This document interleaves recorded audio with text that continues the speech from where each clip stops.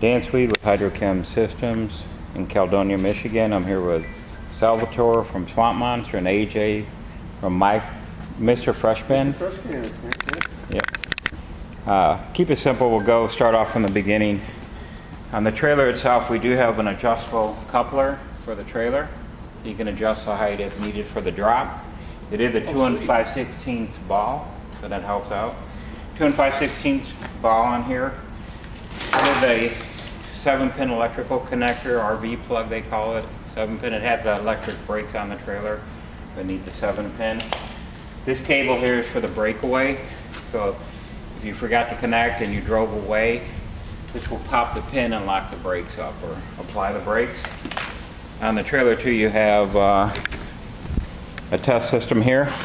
When it's you can hit the button. If the battery is good, you'll get a green light on the test. And then on the when it's plugged in, it'll also show you got a good connection. So that's on there. On this particular trailer, we have the winterizing tank on the tongue to free up some deck space. It has a 3-way valve, so you would normally put windshield washer fluid, something like 30 below zero washer fluid in here. Fill it up at 16-gallon capacity on this one. Your control valve allow you either to draw from the holding tank here, the winterizing tank, or just run right through to the water tank itself. So normally for you guys being in Texas, you're gonna not have that too often. If you do have one of those freak winter spells and below 32, then go ahead and winterize that. I gotta tell you, when it starts freezing in Texas, the world stops. I would imagine. I know. And so basically, I'm trying to go from front to back. We'll go through everything this way, and then my tank is in the middle, right? My winterizing. Yeah, yours is in a separate place. All right, we're good. Typically, you both have the Vanguard 31 horsepower engines. It takes only 2 quarts of oil, so if you're down a little or half, you're down a tremendous amount. And because this is an air-cooled engine, it runs at 350 degrees Fahrenheit. So it's not, by average, it's not a water-cooled engine that keeps around 220 under a pressurized system. So, you know, with your airflow, your heat, I know you can get to 110 degrees down there and all. You want to check and maintain your oil levels. I recommend a 30 weight. Weight-wise, you want to float around 30, so you can vary on the oil, but normally it's recommended around 30 weight oil. When it's hotter, you can use a little thicker, sometimes maybe 40. So basically the dipstick, you got a couple little hash marks here and dot to make sure it's full to that top dot above the hash marks. Simple, easy enough. We'll verify now before I leave. We're good, right on the money. When you need to change add oil or change your oil, your cap is this yellow cap here on the valve cover. Make sure it's sealed correctly. Other maintenance issue is you have an air filter. Basically, you don't need any tools for that. You just pull the air filter off. Another wing bolt in there, wing nut, and you get to go on that.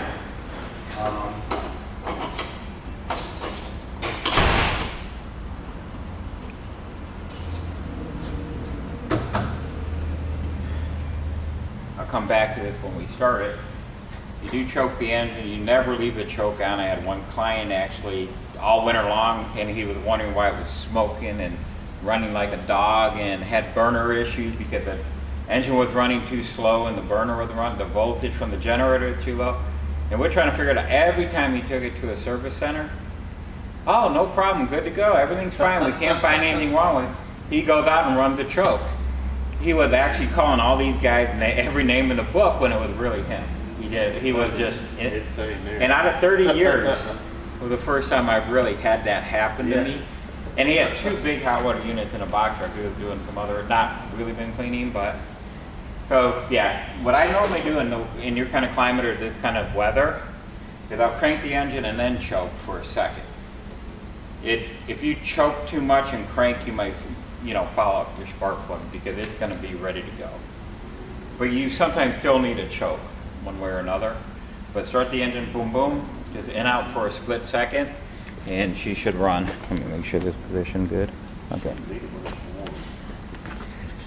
me pull it up a little higher. All right, so we went through that. We'll redo that when we start the engines. You know what I'm up to. Now the pump itself, your pump oil is easy. It's right there on the red dot.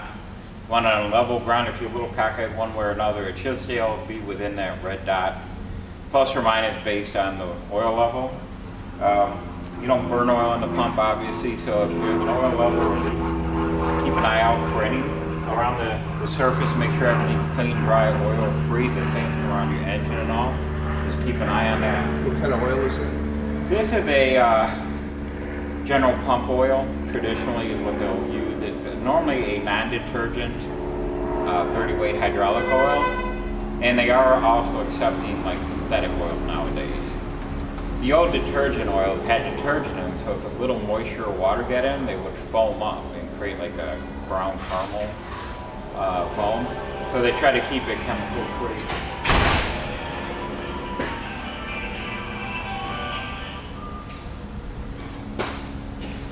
Well, they were my place of mine. No, I'm videotaping. Sorry. And then basically when you go to fill your oil, you got a dipstick here.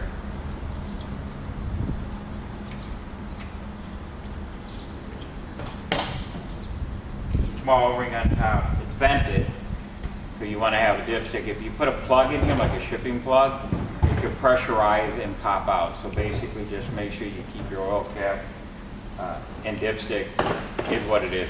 It's there for a reason, being vented. You also have a little dipstick there, so for some reason if this pump was blindsided in a different direction, you could also check the oil off the dipstick. What's really nice about the pump itself too is these pump rails. Normally you would sit little feet on a flat deck. You have holes that you maneuver and slide in, out, and they can get cockeyed and all that. What's nice about that is, say you had to replace your belt, you loosen these two through bolts. You got a guide bolt here or a thread that will push and pull the pump in and out. But because it's straddled like a saddle on a horse, it can't get cockeyed or move. This keeps your pump alignment perfect. And trust me, I've been dealing with pressure washers for 30 plus years, and you're always like double pry bar and you're trying to work it. Even if you got a guide bolt, you never track. Belt driven, right? Huh? It's belt driven, right? It is belt driven. You have 3 belts on here to drive the pump, and your generator on the other side had the single belt. So say you call me up and go, hey Dan, my vacuum's not working or my heat's not kicking on. First thing I would tell you to do, because you have 2 different 110 units that are running off that. If the burner's not running, I'll just ask you real quick, go ahead first and turn your vacuum on the recycler. If the vacuum kicks on, we know we got electricity, okay? If both don't work, maybe you just got a bad belt, you know what I mean? So it's keeping it simple, but it's a nice way to have that secondary. Other guys would actually take a little lamp or 115 volt something drill or whatever they have in the truck, and they could plug that in to the panel behind here and just start the engine and go, hey, the drill works. Now I know that, but because you have the recycler, we already have a way to diagnose that. So that's a nice option that's already incorporated. But basically, the pump itself has this drain hose right here, discharge drain hose. So I think it's about 44 ounces of pump oil in here. But the drain valve is a valve assembly, so it's not a drain plug. So you unscrew that, loosen it up. The oil drain out is kind of slow. Just put a paint pan or some kind of Tupperware bucket under there or an oil pan. Let it drain down, make sure it's completely drawn. Close the valve off clockwise, just shut the valve off, make sure it's clogged. You're still going to get a little residual oil out of this, so you want to make sure it's just long enough to drain out properly and do. Refill the oil back up to the red dot with the pump oil, and you're good to go. You could have that at a service center, but for you guys to know it, we made it very easy with the drain hose. When do you recommend you change it? Normally it's anywhere between 100 and 300 hours. Some will say up to 500. But this thing's a money-making machine, so anywhere between 1 and 3. Some guys are religious about doing it every 100 hours. You should be able to see the oil, right? Yeah, but even at a, you still want to keep an eye on your R meter and go to the max 300. Okay. But yeah, the oil will get a little discolored, or the humidity, because it is a vented cap. Sometimes humidity will take effect and you'll get a little creamy look into it. Normally it will get a little creamy when it runs. You just want to always check it when it's cooler or settled, you know, to make sure you're good. And don't overfill it or you'll blow oil out the cap. Your spark cap came off. The red thing. The bottom. What's that right there? This is red cap right here. Oh, that little one? Yeah. And then on the engine you have the same drain hose assembly. I'll pull this over here, just show you real quick.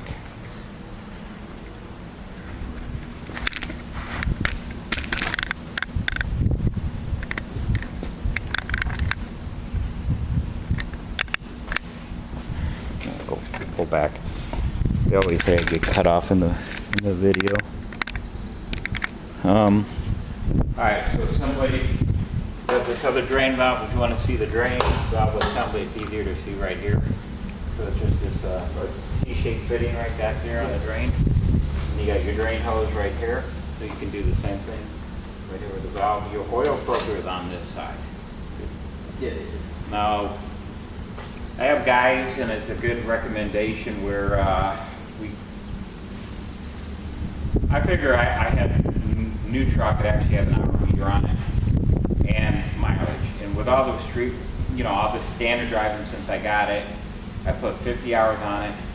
There's 25, almost 2,600 miles on there.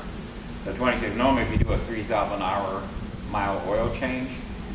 So right there, if it was all highway, I probably would have had closer to 3,000 miles on there, but it was a combination of it. So bottom line is, we recommend a 50-hour oil change on the engine. The manufacturer said you can go up to 100 hours. What happens there is, just say it's Wednesday right now, and you got binge to do and you're working your butt off until Friday, and you won't be able to get till Saturday. Now if you have another 25 hours on there by then, or whatever, or 15, you still have wiggle room, you know what I mean? So if you try to schedule an oil change every 50 hours, if you go a little over, you're going to be okay.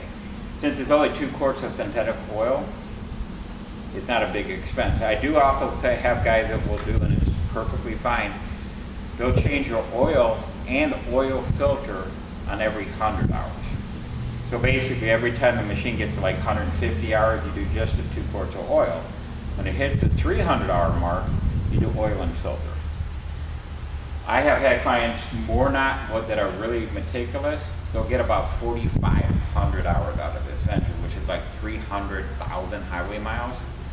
Not many engines on the market can deal with it. It may be the big tractor trailer diesels, but when you get in a little $2,500 engine, it's not little, but a 31 horse, they can give that kind of life because it's treated right. You can't beat it. The other issue I had to mention is in your year-round, which is good, services, your ethanol fuels, they suck. Yeah. Number one reason for any small engine to go into a repair shop is old fuel. Now that they put a food-based product in there, made out of corn, it now has a shelf life of about 2 to 3 months. It's insanely terrible. It also kind of has it can absorb moisture, water from the atmosphere, even through a tank, you know what I mean? So you got to be a little more careful. What is good is that carbon emission did make them go to a sealed gas cap like our vehicles have, and the carbon filter on here goes back to the carburetor, so basically it goes back to the engine basically to burn. And since then, there's not enough, on a vented cap you can get more of the moisture in, just like the pump oil cap can.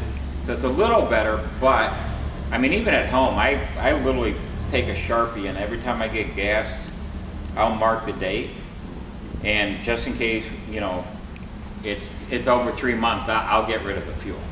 So what about those additives? Like Yeah, it wouldn't hurt as long as you can get the ones that are certified for the engine, by the engine manufacturer, it should be okay. It helps, but it's still, the effects of it's pretty messed up. I mean, you'll have carburetor issues, you'll have other things. It attacks rubber. I mean, it's really bad.